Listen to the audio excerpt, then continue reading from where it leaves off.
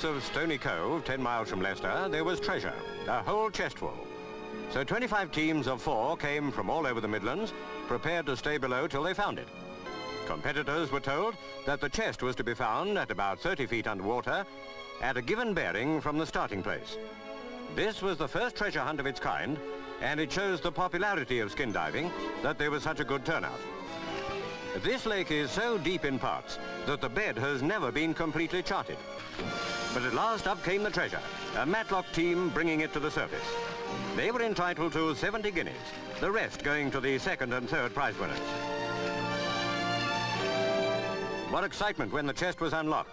It was found to contain a lot of half-crowns and a scroll from Jamaica, that romantic land of pirates' treasure, commanding that the finder be awarded 100 guineas.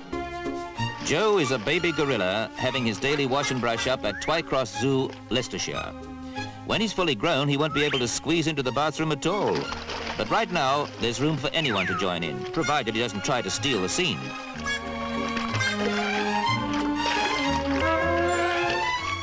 The ecstasy of it. But it's thirsty work, this.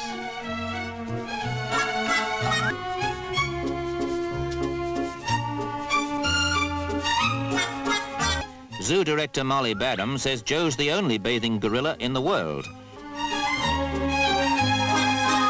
Leicestershire. Just unbelievable. Typical rotund vicar, very nice, do anything for anybody. And he'd do strange things like he'd light up the steamroller and take it to Market Bosworth to do his shopping and bring it back.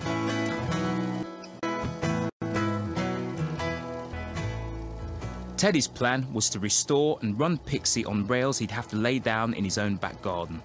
Teddy and his pals continued to save more and more steam engines, and he opened Cadeby Light Railway in his garden in 1963. Oh, little train, right on time, chug, chug, chugging, baby home in time for tea. Right across the East Midlands, a small army of volunteers carry on from where he left off. Annie Bella Wright was the equivalent of a modern-day woman when she was brutally murdered in 1919, aged just 21. Every day, Bella would make the 5-mile trip to her workplace by bicycle. Described as being of good character and good looks, at the time of her death, Bella had been engaged to Royal Navy stoker Archie Ward.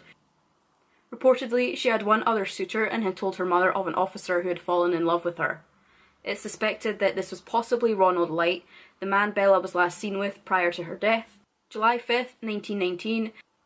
Reportedly, Bella and a man named Ronald Light met by chance that day. Bella and Ronald met around 6:45 p.m. as Bella cycled to the village of Galway, where her uncle resided. When she spotted him, she asked if he had a spanner to help her tighten a loose freewheel on her bike. As they made idle conversation, Ronald found out that Bella was going to Galway, and so he offered to accompany her. Several witnesses saw the pair en route, and upon reaching the house of George Measure, Bella's uncle, Ronald waited outside until she was ready to head back. The pair rode away at around 8:50 p.m. According to Ronald Light's testimony, when he was on trial, Bella bid goodbye to him at a junction beyond Kings Norton, and he returned to Leicester via Stoughton and Evington. The farmer who discovered her, Joseph Cowell, thought that Bella had fallen and fatally injured herself or had been hit by a motorist, that she had not in fact been a victim of a fall or an accident. She had been murdered. Just under her left eye was a single entry wound from a bullet. In Ronald's testimony later on during the trial, he claimed that he was unaware of Bella's death until reading the paper on July 8th.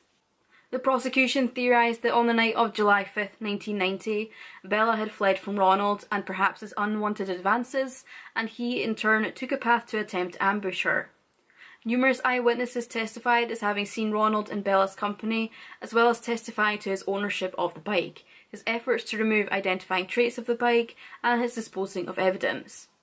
It was also recalled that Ronald had told police multiple lies until he was confronted with the evidence or inconsistencies in his story.